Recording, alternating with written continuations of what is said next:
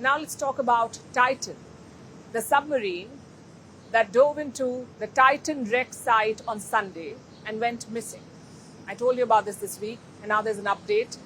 An unfortunate one, I'm afraid. The submarine imploded in the depths of the Atlantic Ocean with all 5 people on board. What's worse, reports say the US knew within 24 hours of disappearance that the submarine had imploded.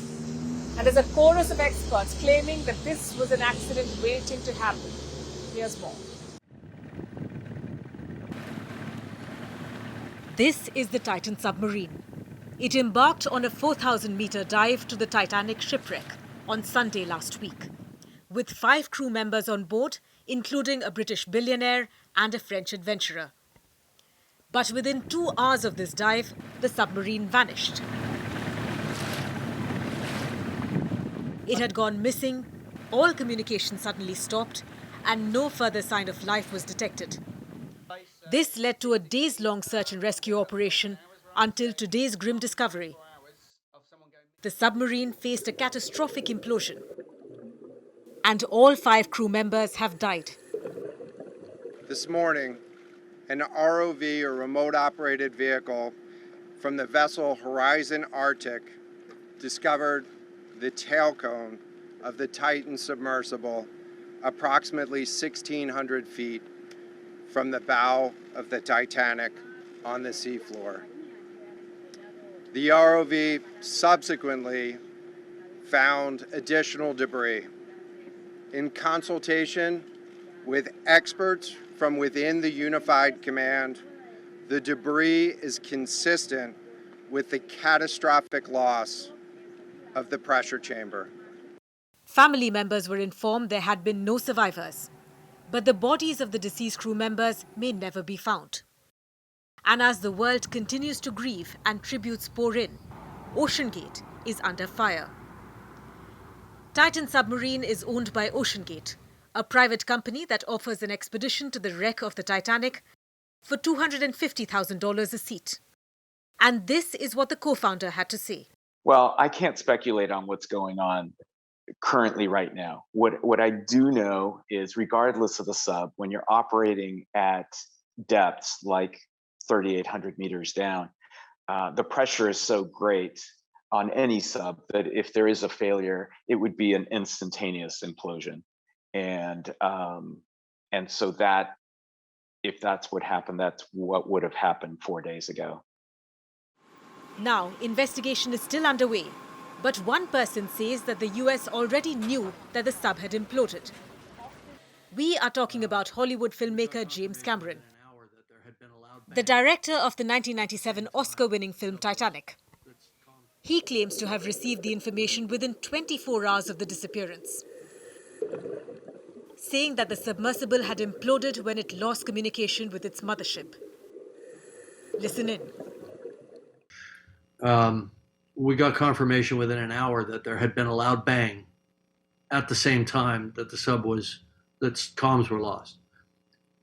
A loud bang on the hydrophones, loss of transducer or transponder, loss of comms. I knew what happened. Sub imploded. I sent emails to everybody I know. I said, we've lost some friends. The sub has imploded. It's on the bottom in pieces right now. I sent that out Monday morning. His statement comes after reports claim something similar, that secret US Navy underwater microphones detected the Titan sub's implosion several days ago. But more than questions about rescue secrecy, there are questions about safety. There is a long list of concerns about the company's safety record. There is a lawsuit, a letter from industry leaders, and comments from the company's own CEO, one of the missing crewmen. All of these point to potential issues with the Titan submersible. So while the investigation brings conclusive results and issues are overcome, scientists have urged to halt Titanic trips. We need to put a stop to all trips to the Titanic. This is what we did when the shuttle Challenger exploded. We shut down the entire US space program. We need to do at least that now. Whether we find the vessel and determine what went wrong with this vessel. The question is, after the Titan tragedy, will explorers continue to embark upon their misguided adventures, sealed in the OceanGate submarines.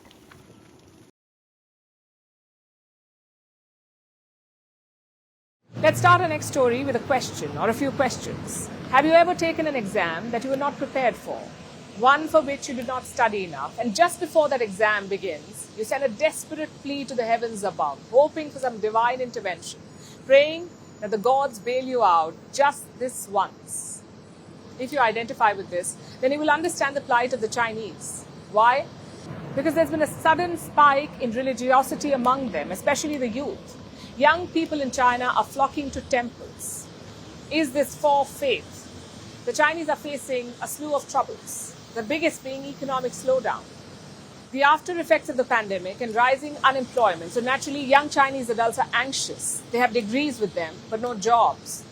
The youth unemployment rate rose to more than 18% in the first 2 months of this year, and despite the Xi government trying to put a spin on it, the existential anxiety among the young is only growing.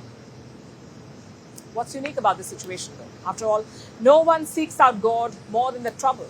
The deeper the crisis, the more fervent your prayers. Most of us have been there. But China is a unique case because the Chinese Communist Party, which rules this country, is officially atheist. So God is persona non grata for them. The state does recognize 5 religions, though: Buddhism, Taoism, Islam, Catholicism, and Protestantism. But China is among the world's least religious countries. It has the most number of non-believers, almost close to 1 billion. For the Chinese to be turning to God in their moment of crisis is not a routine matter. What has changed, you may ask? After China reopened and dropped its stringent COVID lockdown rules, Buddhist and Taoist temples have become a popular destination for the young. And temples anywhere in the world are usually not youth hotspots. But disillusioned Chinese are hot-footing it to these places of worship in search of solace.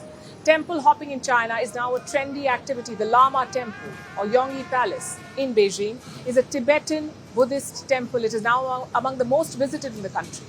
The Lama Temple sees a footfall of around 40,000 visitors every day. This has been happening since early March, and it's not an isolated case.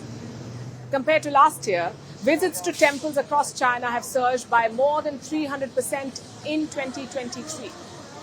What's more, Millennials and Gen Z make up half of these numbers. Remember, most of them would have had an atheist or Marxist education. So it's going against the grain. Meanwhile, temples are now wooing the young. Some have opened one-of-a-kind coffee shops inside their premises. Others offer immersive experiences with the help of metaverse and AI technologies. It's not like the youth are looking to become monks or nuns, though. What they're looking for is an antidote to the pressures of life, and religion seems to be providing them a safe haven. For the unemployed young Chinese adults, life seems to be stuck in buffering. With the Xi government and its policies letting them down, they're now looking for some cosmic support to intercede on their behalf, or at the very least, lend a patient ear. So is China retrospectively legitimizing God? From the Chinese Communist Party's public disavowal of God to the youth's newfound theological love, it is quite a leap of faith. In March, the Beijing News published an op-ed. It urged the youth to work harder at their jobs rather than praying to deities. The state media have also criticized so-called Buddhist socialities for allegedly flaunting their wealth at temples.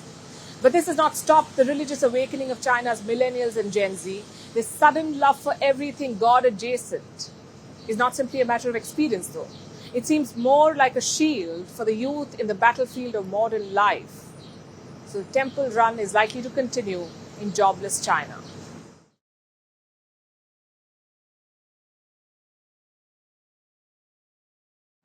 Speaking of economic challenges, let's talk about Turkey too. President Recep Tayyip Erdogan is having a change of heart, and Ankara has taken a major U-turn. What are we talking about? Let's start with the latest. Turkey's central bank has raised interest rates from 8.5% to 15%. That's almost double. It's the first rate hike since December 2020.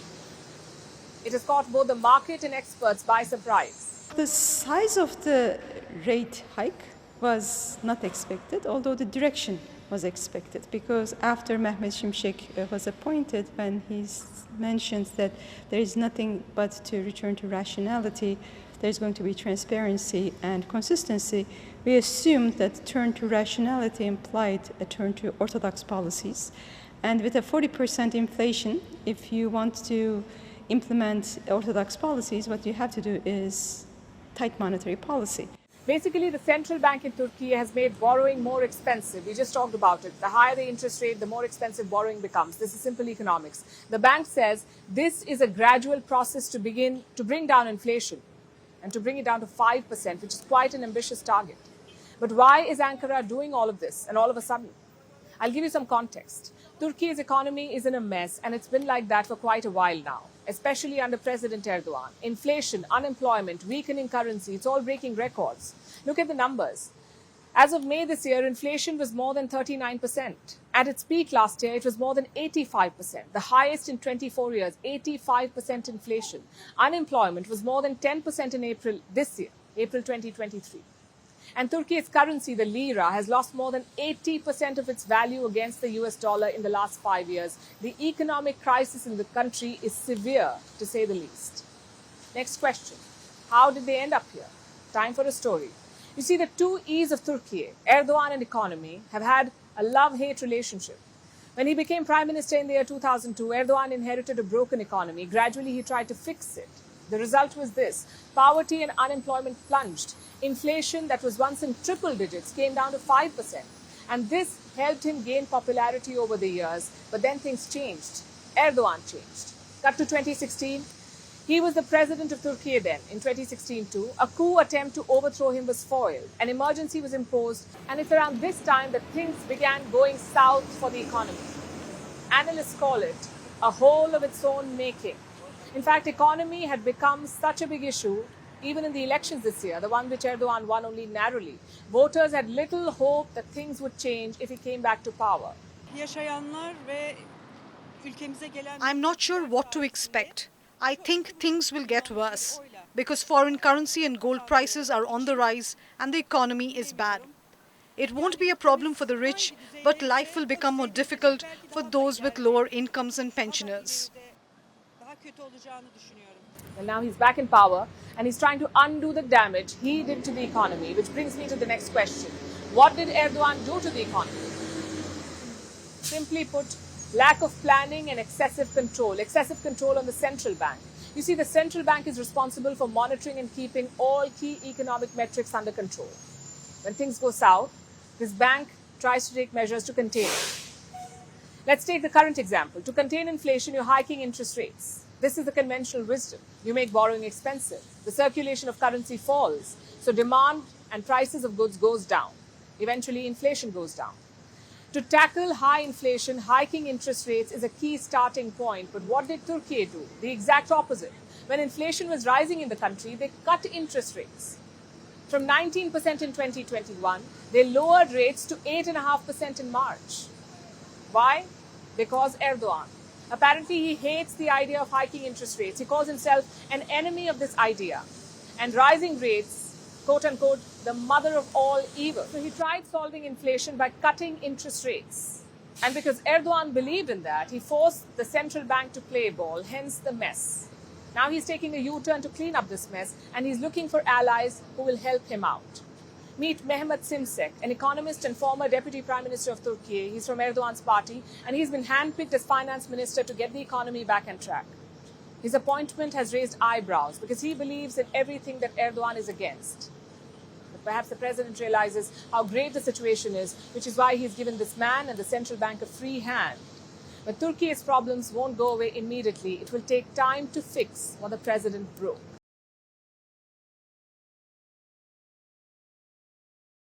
Biden may be basking in the success of Prime Minister Modi's visit. As it wraps up today, he'll have to work on his domestic challenges. And top of the list is economy.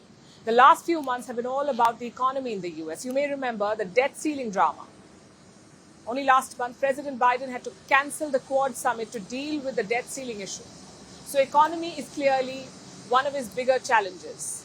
There have been fears of recession in America. The projections differ, but they all point to one direction. The pain is not going away in a hurry. When Biden met the press after holding talks with Prime Minister Modi, he did not waste the opportunity to highlight what he's doing about it and how engagements with India will help America and American families. For example, the Air India deal with Boeing. It could create 1 million American jobs across 44 states. Biden's message for the middle class and his core voter base was clear.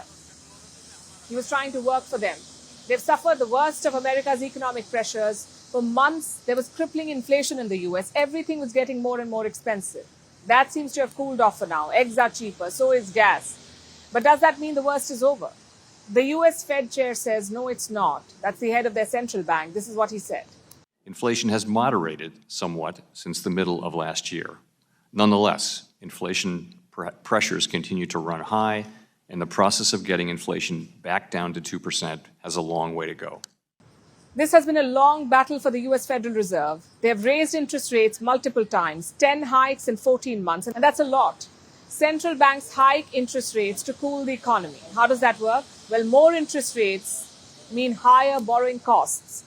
So a consumer will immediately spend less. And once spending falls, demand falls too. And it leads to a dip in the price of everyday goods, so lower inflation. Now, for the US Fed, the hikes were a desperate attempt, an attempt to get prices back to normal.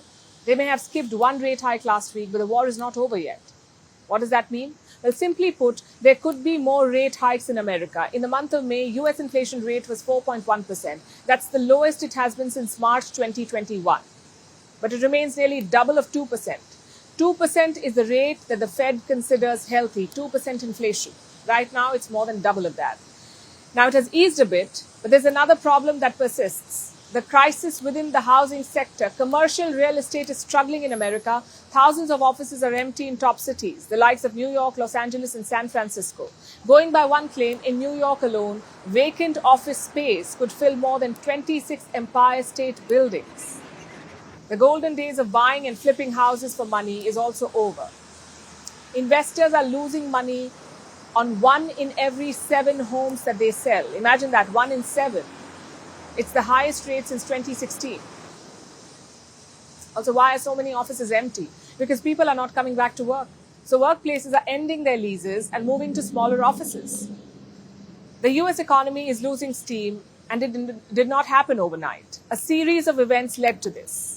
At the beginning of this year, multiple American banks failed. We've been telling you about this. Then came the layoffs. The tech industry, which is a key economic driver, slashed jobs by the thousands. The US stock market has flatlined, so everyone is nervous. President Biden needs to revive the spirits, and that's why he needs India for the big ticket orders and to shore up his own economic record. And I know it sounds ironic. The world's biggest economy needs a hand from a developing power. But that's what it has come down to.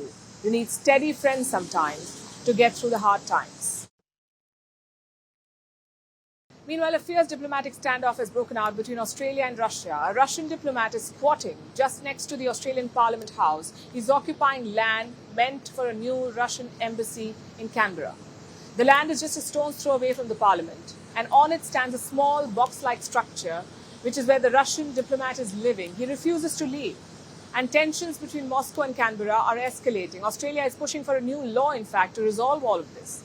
Because the mysterious Russian diplomat's presence has not just sparked off a diplomatic face-off, but also a national security concern. Our next report tells you more. This is the site where a new Russian embassy was supposed to be built in Australia's capital of Canberra. Today, it wears a deserted look. There's not much activity around here, except for a lone Russian wolf, a Russian diplomat who is squatting on the land and the small building-like structure it houses. He is seen emerging out of the building occasionally for smokes. And while this is just one Russian man, he has sparked a wider diplomatic standoff between Australia and Russia. Apparently, he's protesting Australia's decision to scrap a lease agreement with Moscow, one that allowed the Russians to build a new embassy at the site. Australia had granted the land to Russia on a lease in 2008. Here's how Australia's Prime Minister Anthony Albanese has described the man. The national security threat that was represented by a Russian embassy on site are not the same as some bloke standing on a blade of grass on the site that we don't see really as a threat to our national security. A bloke. That's how Anthony Albanese described the Russian diplomat. But Prime Minister Albanese might just be underestimating the threat this Russian diplomat poses. You see, the man enjoys diplomatic immunity, which means Australia cannot take action against his squatting. And if it does, that would trigger an unprecedented diplomatic crisis with Russia. Moscow could respond in a number of ways: expelling Australian diplomats, or even snapping diplomatic ties with Australia altogether. Because remember, Russia isn't very happy about what's happening in Canberra. Here's what Kremlin spokesperson Dmitry Peskov said, and I quote, "Unfortunately for us, Australia continues to move zealously in the wake of the authors of the Russophobic hysteria that is now going on in the countries of the collective West. Australia is trying to be a standout amongst these countries. This is yet another unfriendly action by Australia. We will take that into account. If there are any issues that would need cooperation, we will behave accordingly." Russia has also approached Australia's High Court. It is challenging the Australian government's plan to pass laws that would prohibit Moscow from building the embassy. In its appeal, Russia claims it has already spent $5.5 million on construction of the new embassy.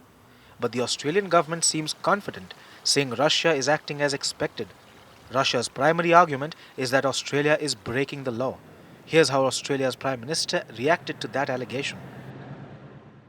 We don't expect that Russia's in a position to talk about international law, given their rejection of it so consistently and so brazenly with their invasion of Ukraine. But why is Australia so concerned about a Russian embassy?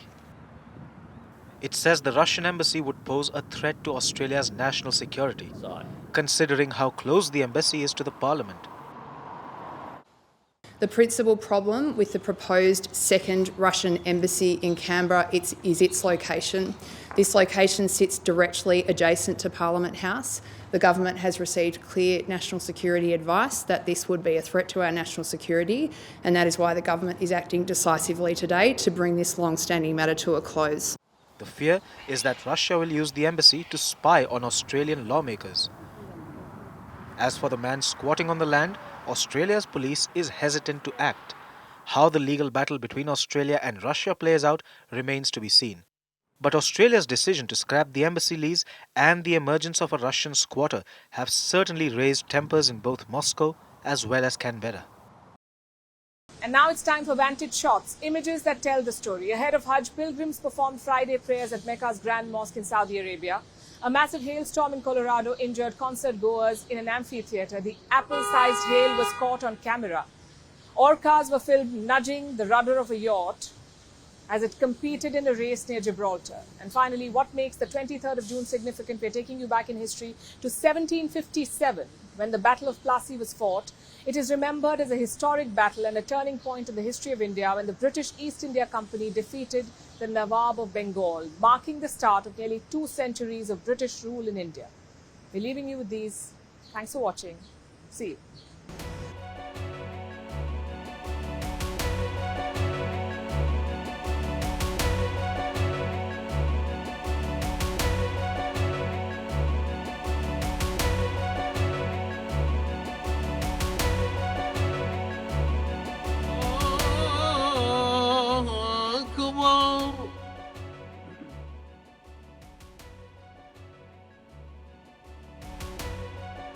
الله لمن حميده ربنا ولك الحمد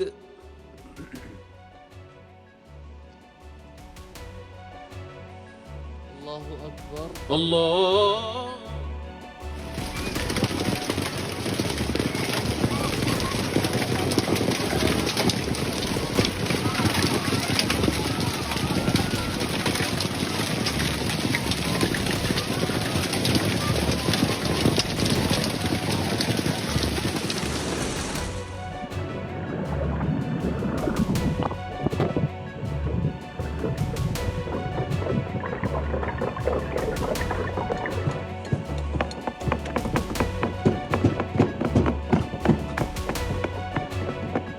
Going for it. Get ready, 8-4 down. Whoa.